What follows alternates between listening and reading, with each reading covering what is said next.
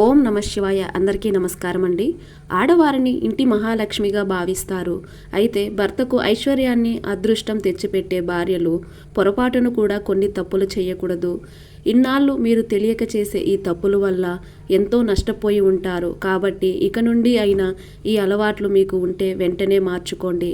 లేదంటే మీ కష్టాలు ఎప్పటికీ తీరక డబ్బు సమస్యలు, అప్పు సమస్యలు పెరిగిపోతూ ఉంటాయి. అయితే ముందుగా ఈ వీడియోకి ఒక లైక్ కొట్టి ప్రతి ఒక్కరూ ఓం నమ శివాయ అని కామెంట్ చేయండి. సుమంగళి స్త్రీలు మంగళవారం పొరపాటును కూడా తలస్నానం చేయకూడదు.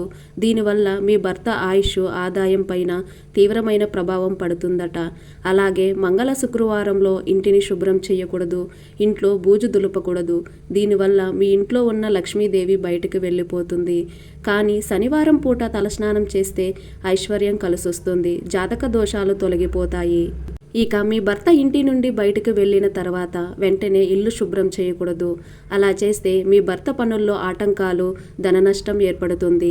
అలాగే భర్త బయటకు వెళ్ళిన తర్వాత స్త్రీలు వెంటనే తలస్నానం చేయకూడదు. ఇక చాలామంది స్త్రీలు తమ పుట్టింటికి వెళ్ళినప్పుడు ఏదో ఒక వస్తువు తెచ్చుకుంటారు. కానీ పుట్టింటి నుండి ఉప్పు, చింతపండు, చీపుర ఈ వస్తువులను అస్సలు తెచ్చుకోకూడదు. దీనివల్ల మీ పుట్టింటి వారికి అలాగే మీ భర్తకి అప్పుల సమస్యలు ఏర్పడతాయి.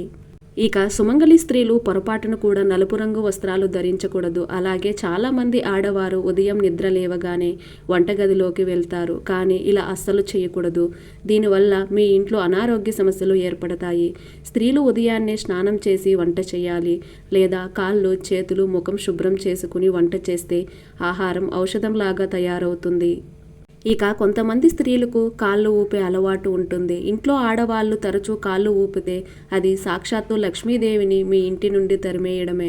దీని ప్రభావం నేరుగా మీ భర్త ఆర్థిక పరిస్థితిపై పడుతుంది. ఈ రోజుల్లో చాలామంది ఆడవారు నైటీలు ధరిస్తున్నారు. నైటీలు ధరించడం తప్పేమీ కాదు. కానీ ఉదయం పూట కూడా ఇలాంటి వస్త్రాలు ధరిస్తే మీ ఇంటికి అస్సలు కలిసి రాదు. అలాగే దీపారాధన చేసేటప్పుడు కూడా నైటీలు ధరించకూడదు. అలాగే చాలామంది ఆడవారు తమ భర్తకు తెలియకుండా భర్త జోబీలో నుండి డబ్బులు తీసుకుంటారు. కానీ మీ భర్తకు చెప్పకుండా డబ్బులు తీయకూడదు. అయితే కొంతమంది ఆడవారు తమ భర్తకు ఉన్న అప్పు తీర్చడానికి లేదా అత్యవసర పరిస్థితుల్లో తన తాళిబొట్టును తీసి కుదవ పెడుతూ ఉంటారు. కానీ మంగళసూత్రాన్ని తాకట్టు పెట్టకూడదు. ఇది చాలా పెద్ద పొరపాటు. అలాగే కొంతమంది స్త్రీలు మంగళసూత్రాన్ని బయటకు వేసుకుంటారు. పవిత్రమైన మంగళసూత్రాన్ని అందరికీ కనిపించేలా ధరించకూడదు. అలాగే మంగళసూత్రానికి పిన్నీసులు పెట్టకూడదు. దీనివల్ల మీ భర్తకు ఊహించని ప్రమాదాలు జరుగుతాయి. ఇక వంటింట్లో పాలు పొంగిపోతే చాలా మంచిది. కానీ పదే పదే మీ ఇంట్లో పాలు పొంగిపోతూ ఉంటే మీకు అప్పుల సమస్యలు పెరిగిపోతాయని అర్థం.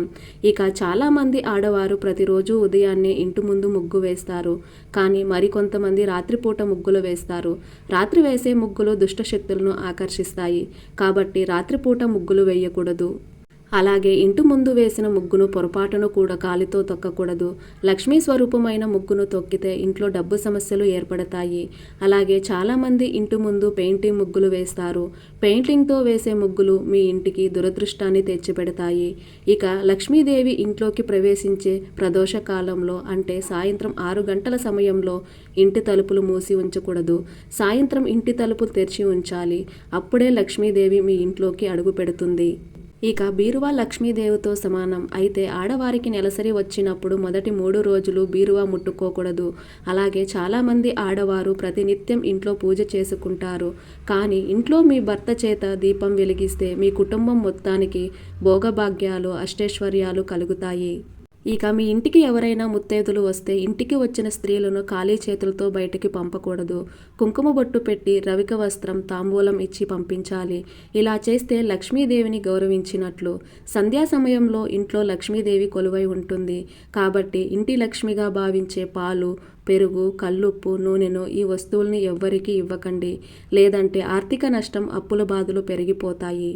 అలాగే మనలో కొంతమంది సాయంత్రం పూట నిద్రపోతూ ఉంటారు. ముఖ్యంగా సాయంత్రం 6 నుండి 7 మధ్యలో నిద్రపోవడం, భోజనం చేయడం అస్సలు చేయకూడదు. లేదంటే మీ కుటుంబానికి అప్పుల భారం మరియు అనారోగ్య ఖర్చులు పెరుగుతాయి. ఇక చాలామంది ఆడవారు చేసే పెద్ద పొరపాటు ఏమిటంటే తలస్నానం చేసిన వెంటనే తడి జుట్టుతో ఇంట్లో దీపారాధన చేసుకుంటారు. కానీ ఇలా చేయడం వల్ల పుణ్యానికి బదులుగా దరిద్రం వెంటాడుతుంది. అలాగే జుట్టు విరబోసుకుని పూజ చేయకూడదు. అలాగే చీకటి పడుతున్న సమయంలో స్త్రీలు ఇంట్లో జుట్టు దువ్వకూడదు. దీనివల్ల మీ ఇంట్లో నెగటివ్ ఎనర్జీ పెరుగుతుంది. అలాగే చాలామంది రాత్రిపూట బట్టలు ఉతికి ఇంటి ముందు ఆరేస్తారు. కానీ గుమ్మానికి ఎదురుగా బట్టలు ఆరేస్తే మీ ఇంట్లోకి దుష్టశక్తులు ప్రవేశిస్తాయి. అలాగే కొంతమంది ఆడవారు ప్లాస్టిక్ గాజులు వేసుకుంటారు. కానీ సుమంగళి స్త్రీలు ప్లాస్టిక్ గాజులు వేసుకోకూడదు. దీనివల్ల మీ సౌభాగ్యం బలం తగ్గిపోతుంది. ఇక అన్నపూర్ణ స్వరూపమైన ఆహారాన్ని వృధా చేయకూడదు. అయితే చాలామంది ఆడవారు మిగిలిపోయిన అన్నం చెత్తబుట్టలో పడేస్తారు. ఇలా చేస్తే అన్నపూర్ణాదేవిని అవమానించినట్టే. దీనివల్ల మీ భర్త ఆదాయం తగ్గిపోతుంది. కాబట్టి ఆహారాన్ని ఎప్పుడూ వృధా చేయకండి. అలాగే చాలామంది భోజనం చేసిన పళ్ళెంలోనే చేతులు కడుక్కుంటారు. ఇది కటిక పేదరికం తెచ్చిపెడుతుందని వేద పండితులు సూచిస్తున్నారు. అలాగే మీ వంటగదిలో పసుపు, ఉప్పు డబ్బాలు ఖాళీ అవ్వకుండా చూసుకోండి. ఉప్పు, పసుపు లక్ష్మీ స్వరూపాలు కాబట్టి ఇవి పూర్తిగా ఖాళీ అవ్వకముందే వెంటనే తెచ్చుకోవాలి. లేదంటే మీ ఇంటి సంపద తగ్గిపోతుంది.